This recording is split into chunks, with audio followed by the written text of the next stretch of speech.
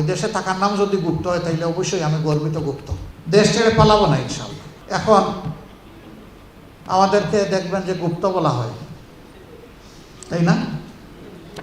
তো আমি বলেছিলাম যে গুপ্ত তো অবশ্যই, তবে দেশের ভিতরে গুপ্ত ছিলাম, বাইরে যাইনি। গুপ্ত তো অবশ্যই, 3 বছরের মধ্যে জেলে ছিলাম, গুপ্ত ছিলাম, তো ওটা তো গুপ্তই। তো ওই রকম গুপ্ত থেকেই তো লড়াই করে এই দেশটা মুক্ত হয়েছে। আমরা ইনশাআল্লাহ এই দেশেই থাকবো। এই দেশে থাকার নাম যদি গুপ্ত হয় তাইলে অবশ্যই আমি গর্বিত গুপ্ত। দেশ ছেড়ে নিরাপদ আশ্রয়ে থাকার নাম যদি বীরত্ব হয়ে থাকে তাইলে ওই বীরত্বকে ঘৃণা করি। রাজনীতি করতে হলে দেশের মানুষকে ধারণ করে করতে হবে। সুদিনে যেমন থাকবো ইনশাআল্লাহ দুর্দিনেও তেমন থাকবো। দেশ ছেড়ে পালাবো না ইনশাআল্লাহ। আল্লাহ হায়াত যতদিন রেখেছেন ন্যায়ের পক্ষে, সত্যের পক্ষে, ন্যায় বিচারের পক্ষে, মানুষের অধিকারের পক্ষে লড়ে যাব ইনশাআল্লাহ। নতুন করে পাওয়ার কিছু নাই। আমার জন্য দোয়া করবেন। যেহেতু আমি সংগঠনটির মেইন লোক, আপনাদের অবগতির জন্য জানাচ্ছি, আমি বলেছিলাম সরকারি সুযোগ সুবিধার যতটুকু না নিয়ে পারি তাই চেষ্টা করব। আলহামদুলিল্লাহ আমরা তো গাড়ি বাড়ি দিচ্ছি না। এর সাথে সংসদ অধিবেশনে উপস্থিত হওয়ার জন্য একটা রিমিনারেশন আছে, সংসদের কমিটি বৈঠকের রিমিনারেশন আছে। আমার জন্য স্বাভাবিকভাবেই সরকারি প্রটোকল অনুযায়ী একটা গাড়ি আছে, ড্রাইভার আছে, তেল আছে, মেনটেনেন্স আছে, সব কিছু আছে। আমি লিখিত জানিয়ে দিয়েছি আমি এর কিছুই নেব না এবং আমি নিচ্ছি না। থাকে আমার মেইন রিমিনারেশন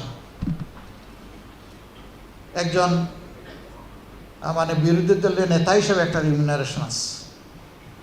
এটাও আল্লাহর মেহেরবানিতে সংসদীয় এলাকার একটা বড় কওমি মাদ্রাসাকে আমি এটাও আলহামদুলিল্লাহ ওয়াকফ করে দিয়েছি। প্রতি মাসে ওই অ্যামাউন্টটা অটো তাদের অ্যাকাউন্টে চলে যাবে। আমি বলেছিলাম কতটুকু না নিয়ে পারি, আল্লাহ যেন এই কথাটার উপর আমাকে টিকে থাকার তৌফিক দান।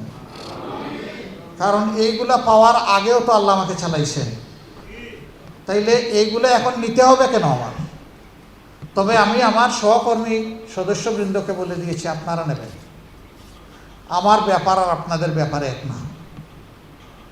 আমি সংগঠনের প্রধান হওয়ার কারণে আমার মুখ দিয়ে যে কথাটা বের হয়েছে এটা শতভাগ আমাকে পূরণ করতে হবে ইনশাআল্লাহ। আপনারা এটা বলেন নাই, আমি দায় নিয়ে বলেছি। গাড়ি তো কেউ নেবেন না, বাড়িও কেউ নেবেন না, কিন্তু রিমিনারেশনের এই বৈধ অংশটা তারা নেবেন। তাদেরকে নিতে হবে। আমি অনেকের জানি তারা বড় কষ্টে চলেন। আমি জানি তারা সরকারি অর্থের উপরে হাত দিবেন না।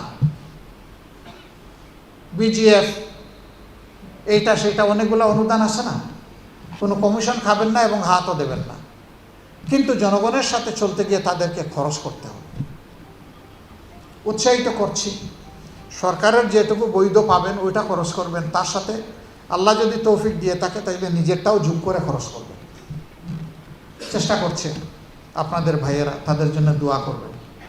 আল্লাহ যেন সততার উপর এই ৭৭ জন মানুষকে টিকে থাকার তৌফিক এনায়েত করেন। আমাদের বোনেরা ঢুকেছেন, আল্লাহ তাদেরকেও যেন সেই শক্তিটা দান করেন। বিরোধী দল হিসাবে আমরা খুব ছোট নই।